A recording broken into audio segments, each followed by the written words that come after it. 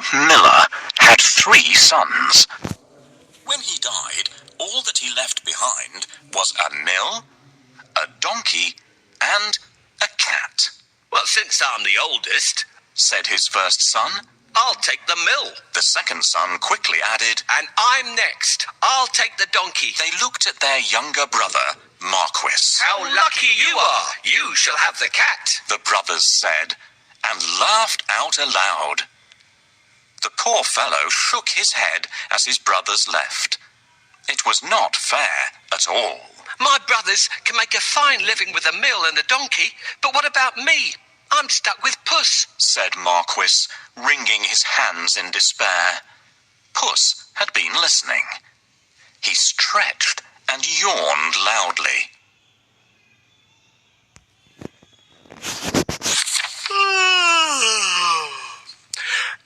Now, you won't have to worry when I'm around. All I need is a bag and a handsome pair of boots, and I'll be able to take care of us both. Sure you will, thought Marquis. But to be fair, he had seen Puss use many tricks to catch mice and rats. If nothing else, they wouldn't go hungry.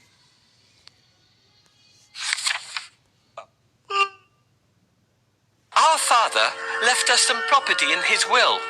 I can't help thinking that it's been divided unfairly. Do you remember what I got? My father has left me this cat. What am I supposed to do with it? You don't have to do anything with me. A talking cat? Did I really hear you speak? Or am I dreaming? My dear master, please don't think that I'm useless. Just wait and see what I do, and you'll be happy that I belong to you. How can I be happy when I've only got a cat and nothing else? You will understand soon. But first, can you get me a pair of boots and a sack? Did you forget that I don't have any money? See if you can find a sack here. We'll get the cobbler to make you a pair of boots.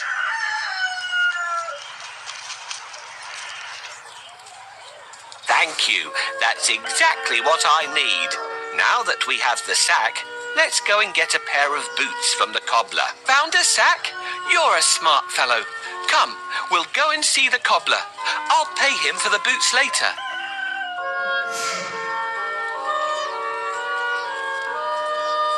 Yes, this is the cobbler's workshop. I can get my boots here. This is the last pair of boots I have. Let it bring you luck. Thank you. These boots suit me perfectly.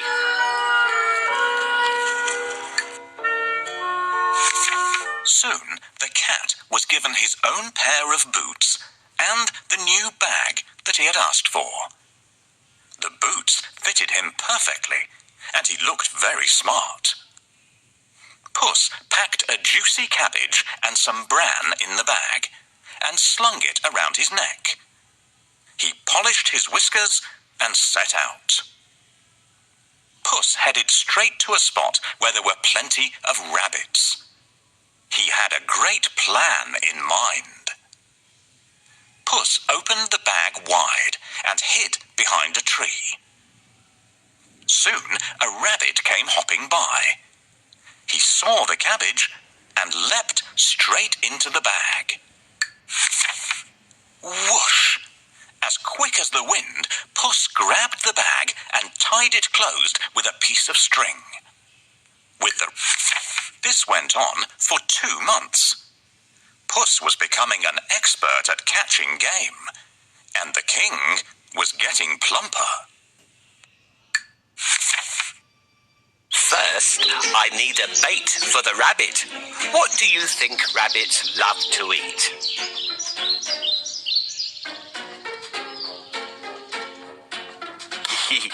This would work well for catching mice, but this is exactly what we need. No rabbit can resist the smell of a fresh cabbage. Get ready. When the rabbit comes closer, catch it.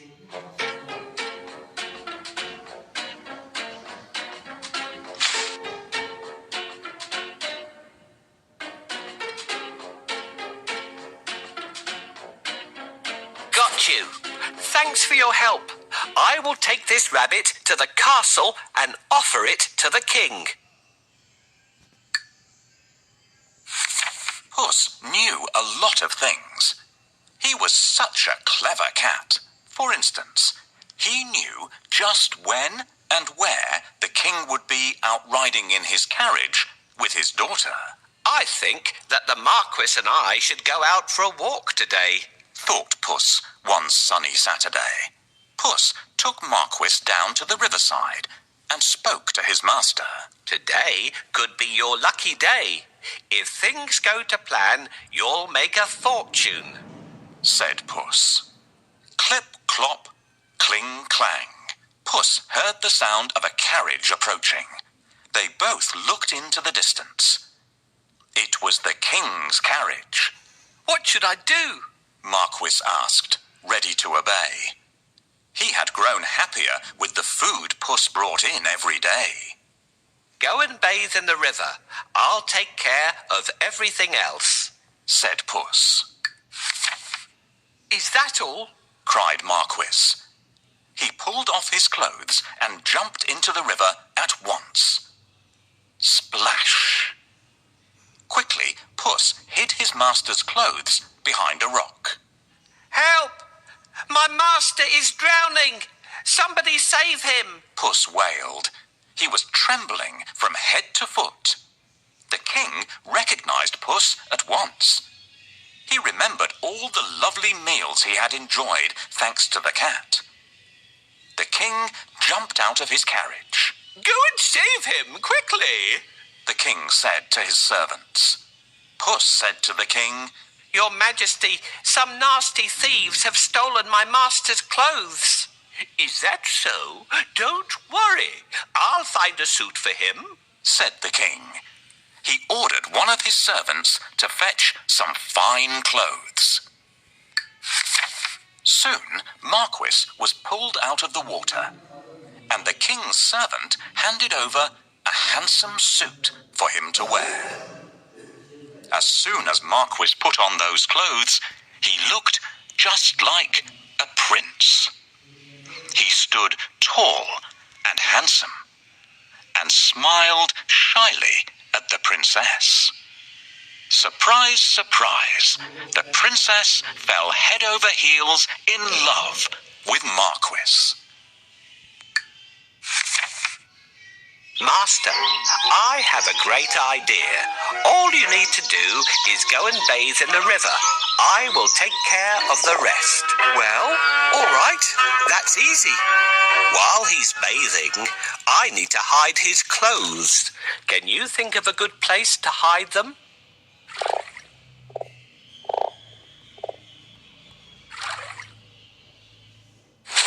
Yes, this is a good place to hide them. The first task is done. We should wait for the king now. Can you see the coach? Your Majesty, please help.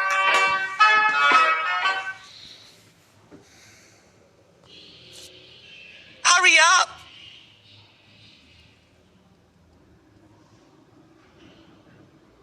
Your Majesty, please help.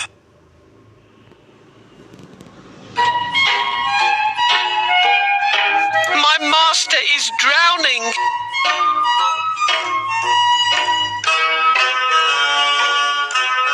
Your Majesty, please help.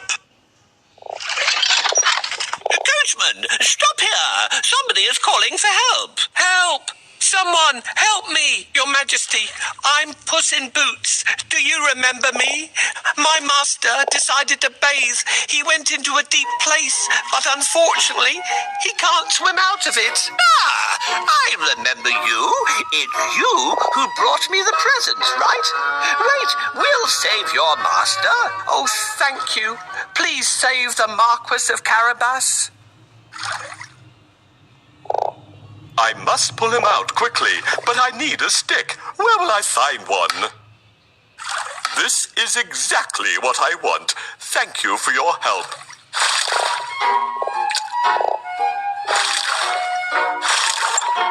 Here you are, dear Marquis of Carabas, safe on land again. Your Majesty, while my master was swimming, his wonderful suit has been stolen. Now he has no clothes to wear. I'll order one of the best suits to be sent from the royal cloakroom for your master. Thank you for your help. How can I pay you back? We would be delighted if you could join us on our journey. What do you say? Oh, of course. My master would be pleased to accompany you. Yes, I'd love to take up your offer and get better acquainted with you and your daughter. Then take a seat and let's go. I'm pleased to meet you, dear Marquis of Carabas. Yes, I'd love to take up your offer and get better acquainted with you and your daughter. Oh, of course. My master would be pleased to accompany you. Then take a seat and let's go. Yes, I'd love to take up your offer and get better acquainted with... I'm pleased to meet you, dear Marquis of Carabas. Oh, of course. My master would be pleased. Puss grinned. Things were going just as he had planned. But he had more work to do. If you will excuse me, I'll go and make suitable arrangements to receive our king at the castle. Puss said. Marquis was puzzled because he didn't live in a castle. But he kept quiet. Puss ran ahead and met some men mowing the fields. My good fellows, stop your work and listen. The king is coming this way, and you are all in grave trouble. The only way to save yourselves is to say that these fields belong to the Lord Marquis of Carabas. Puss announced. The mowers looked at Puss in surprise. They were scared. This Lord Marquis must be very powerful, they thought. They agreed to do exactly what the cat said, to save themselves. Puss went ahead and saw some men and women reaping grain in a field. My good fellows, you can reap later, but listen to me now. The king is coming this way, and he'll make mincemeat of you unless you say that these fields belong to the Lord Marquis of Carabas, Puss announced. The reapers were very puzzled, but they definitely did not want to become mincemeat.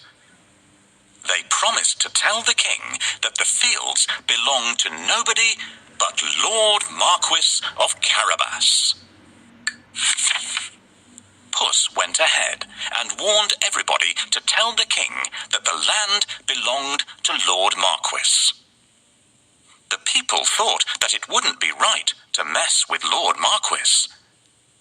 They decided to do exactly what the cat asked. But Puss... So they let Puss in at once. Puss bowed low to the ogre.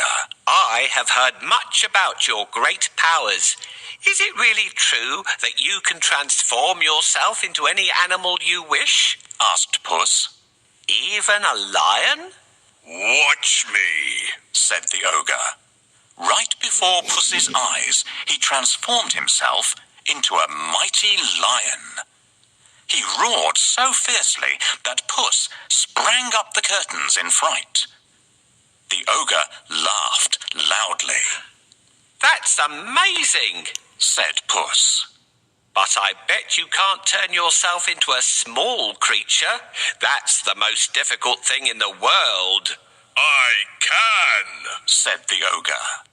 No, it would be impossible for a mighty ogre to turn into something like, for instance, a mouse, said Puss. Oh, really?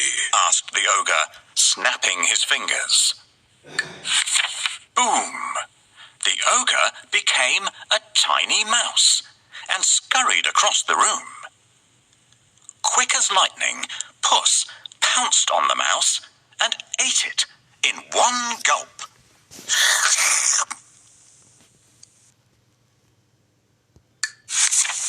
Puss licked his lips. He clapped his hands 3 times and summoned all the people living in the castle. The ogre is no more, Puss announced. Will you accept Lord Marquis of Carabas as your master? He is kind and just, good and generous. The guards, maids, cooks, servants, and everyone else in the castle looked at Puss in surprise. But they nodded at once. They had never really liked the ogre anyway. Puss ordered everyone to prepare a feast for Lord Marquis and his very special guest, the king himself. The coach with the king, the princess, and my master will be here soon. I have to wake up the ogre right away.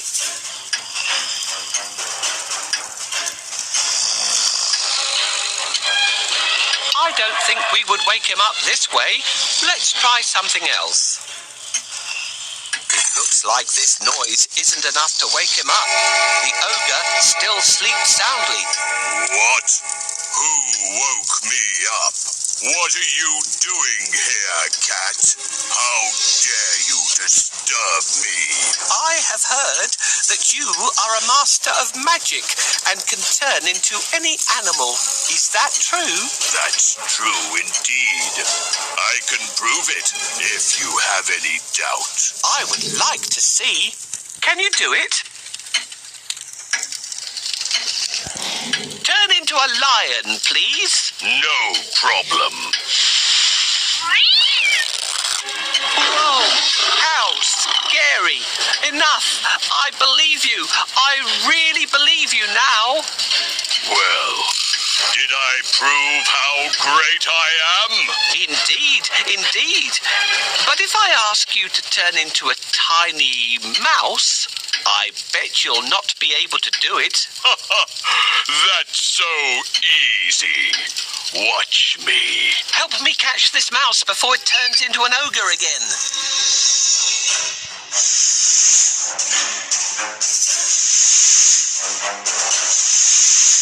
You can't hide from me. Here I come. I'll catch you.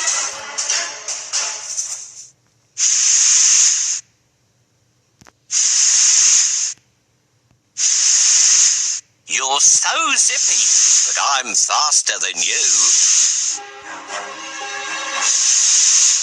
I'll catch you.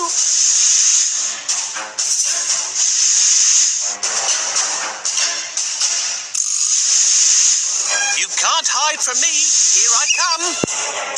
Hooray! Now my master owns this castle. I'm smart and handsome. I'm the one and only Puss in Boots. Meanwhile, the king travelled through the countryside, speaking to the people. He was very surprised to learn that almost all the land around him belonged to the young man by his side. When the king's coach finally reached the castle, Puss ran out to welcome them. Welcome to our humble abode, Puss said to the king. The king gulped. The castle was bigger and even more stunning than his own. Puss led them straight to the huge dining hall. The table groaned with the weight of roast chicken, rabbit stew, mince pies, smoked duck, and hundreds of other dishes. The king was in seventh heaven. After eating the great feast and sipping the finest wine he had ever tasted, the king said, My dear Lord Marquis, I'd be delighted if you would marry my only daughter.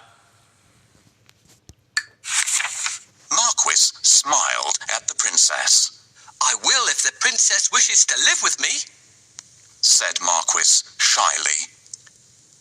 The princess was so happy that she wanted to dance all around the castle. She blushed in delight and nodded. They married and lived happily ever after. And so did Puss, because loyal Marquis made him a lord of the castle. Puss enjoyed great feasts every day, and did not go after rats or mice any more, except now and then